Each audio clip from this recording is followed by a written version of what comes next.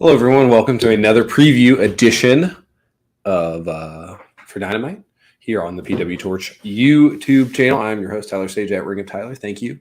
As always, bear with me with my nasally voice. I'm getting better. You know, it's that thing where you get a cold, you feel bad, and then you start to feel better, and then you sound terrible. So, doing this a little early, started at 3:16 p.m., as you always have to.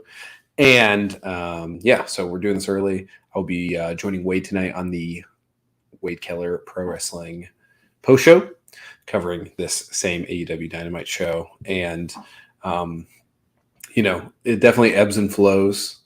I will, as I always say, I'll be honest with you guys. And as a fan, I'm still more of an AEW fan. Me and Stephanie Chase had a discussion about this on Fireside Chat a couple weeks ago. But man, it really ebbs and flows. I'm like, man, Tony Khan is a disaster. And, I think when we criticize him in AEW, it's warranted, but very thankful for a secondary brand when you have the highs of WrestleMania and then the lows of maybe yesterday, or I guess Monday, it's Wednesday.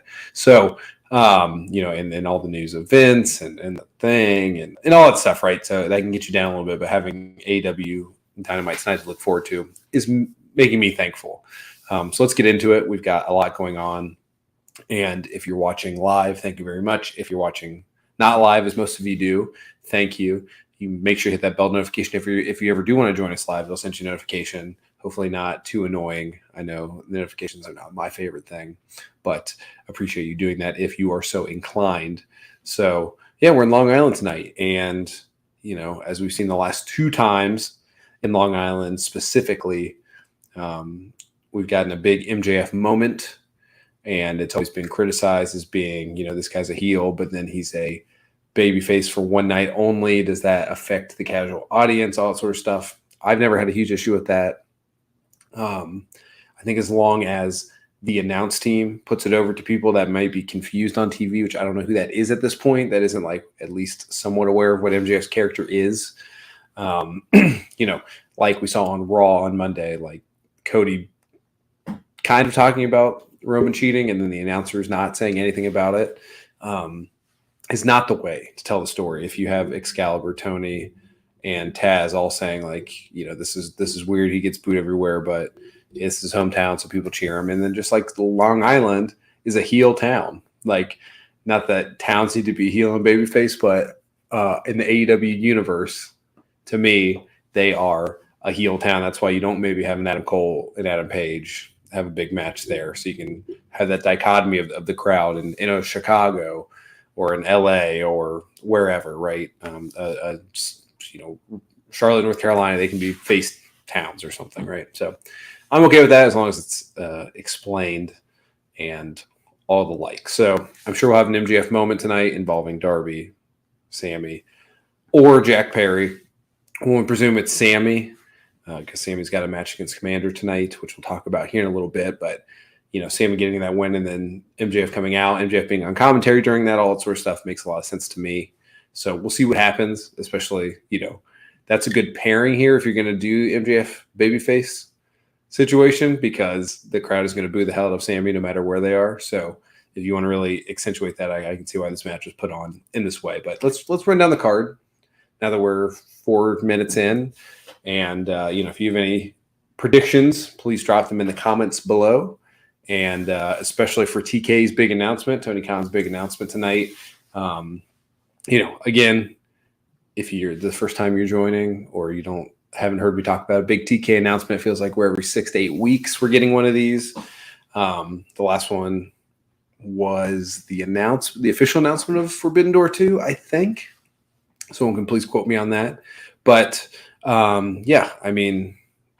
Triple H was going to, he opened Raw and didn't really tote it as a huge announcement, but one thought maybe it would be a big announcement. It was him just saying like, hey, everything's fine. Like, don't have to protest too much. Everything's fine. Speech, as we saw how the show went and who was controlling creative backstage. But, what is this big announcement? Is it Jay White? That's everyone's obviously first idea. That would be actually a big announcement for Tony Khan. So I'm always one that's going to say it's going to be under, something under that. So is that some sort of I don't know. I mean, I don't even know what it's going to be, and I have no expectations for it. Again, if you have any, please drop in the comments. But it feels like it's Jay White or bust almost with this announcement. Not Jay White or bust, but it's Jay White or disappointment or apathy. I'm kind of in the apathetic camp with the last couple of big announcements, quote unquote, have not been huge. I mean, even if you look at the huge announcement of him buying Ring of Honor, which is a huge announcement, a multi-million-dollar investment, it allows the roster to get expanded. It, whatever, but like, that's not even, I mean, it is big news, but like for the casual wrestling fan, I don't think it is because they're not watching that product. And now Claudio, for the most part, Samoa Joe, the Lucha Brothers, all of them are like Eddie Kingston. They're all Ring of Honor products more than AEW products, and you're not going to see them very often. So honestly, it's a net negative announcement in my opinion. So, we'll see what this announcement is. Hopefully it's just at the start of the show, or if it's Jay White, it's angled into what's going on here.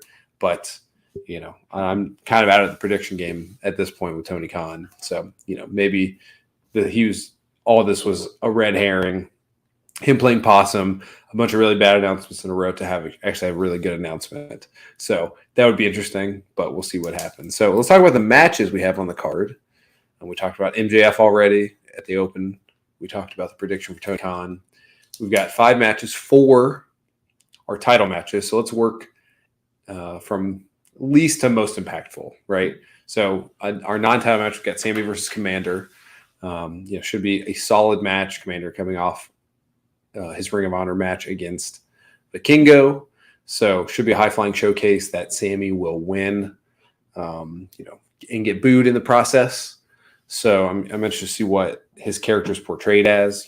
If you have him and MJF as the 2 heels of that 4-way match, and you have Darby and Jack Perry as 2 faces, that seems viable to me.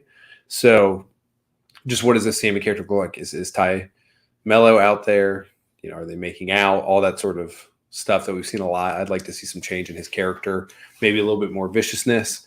Is Jericho involved? Is he having Jay gears, or more going out on his own in comparison? So all that I'm excited to see, and it should be a good match. I mean, I think the crowd reaction to Sammy is warranted, and the general fan response to his antics backstage, getting in confrontations with people, etc., is well documented, but still a hell of a performer, and him and Commander should put on a hell of a show. So I'm excited for that. It's also like, the 5th most important thing on the card. I mean, I think Hook and the next match we'll talk about is less impactful, but this should be a good match you can have on at, 9:15, 8:40, 8:38, whatever it's going to be, and carry you through kind of a down part of the 2-hour show. So I like that a lot. I think it should be good. MJF probably comes out after, so could be an impactful match on the card, even though it seems more like a Sammy showcase on paper. So we'll see what happens there.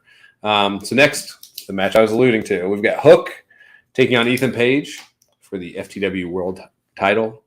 Hook has ran through members of the firm, Hardy last week, Stokely the week before, and he's gotten one over on all of them. So is that story going to continue? Is he just going to beat Ethan Page, or is Stokely going to put all the stops out and have Hardy, have Cassidy, have Big Bill in the firm, have Lee Moriarty do something to Hook to cost him the FTW title, have Ethan Page walk around with that title, etc. And in that group, Ethan Page seems to be the guy to have that, and maybe you can then retire this weird title because there's so many titles in the show. It might be time to do that, where Page gets it, throws it in the trash, and then Hook can go on and be a normal guy, not being the Hook first, like he has been for the last 1.5 to 2 years. So, hi, Steve. Yes, early. I am. It's the only time I could record today. So yes, So him in that spot is hey, let's see too. Yeah. See, these are the welcome. Thank you. Yes, early today is the only time I record. This is why, and I know Steve and I know Amos both have the notifications on.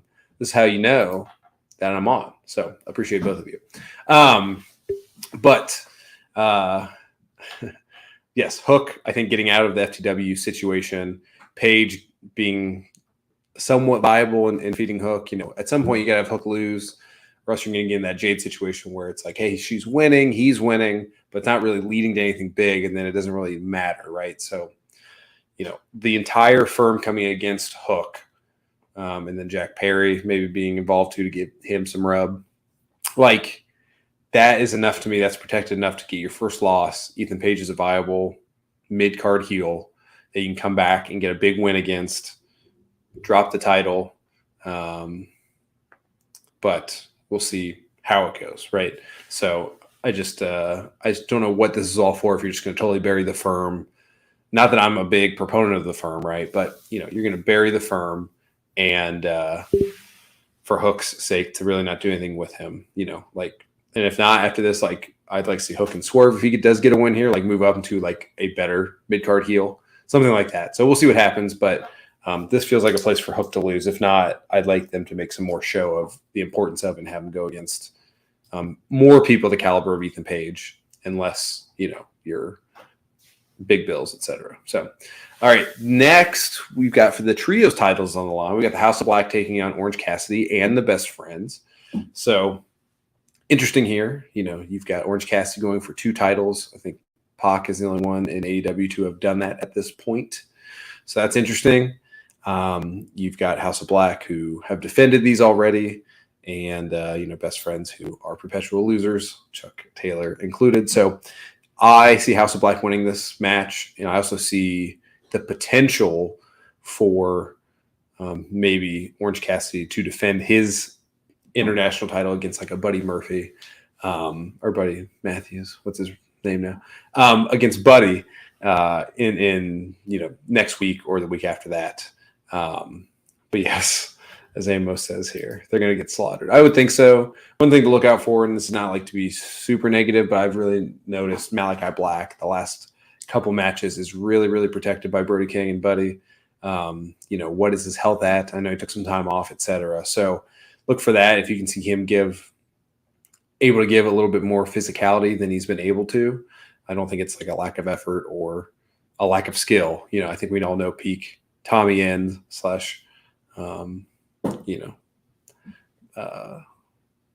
Aleister Black in WWE. I almost forgot the name, as you could tell. But, we've seen the best version of him, and I hope that he can get back to some level of that. And hopefully this is a good example of him roundhouse kicking Chuck Taylor into another dimension. I think would be a good visual of that. But obviously Brody King in that spot as well, as I sound like Mickey Rourke gargling rocks. So thank you for putting up with me. So, okay. So we got our top 2 matches. Let's go. I think I'm personally more excited for this. But not as impactful with maybe the leaving of one party. But we've got Jamie Hayter taking on Riho for the women's title. Let me see. I see you. Thank you for my fantasy booking, Amos. I appreciate that. And then, Steve, you've got any chance Regal slips in the Regal role. Nigel slips in the Regal role. I mean, that'd be great. It would make a lot of sense. It would, or he could, if Callis is the one that ends up being with BCC and Nigel you think is with BCC and they both flip and Nigel's with the Elite, that could be interesting.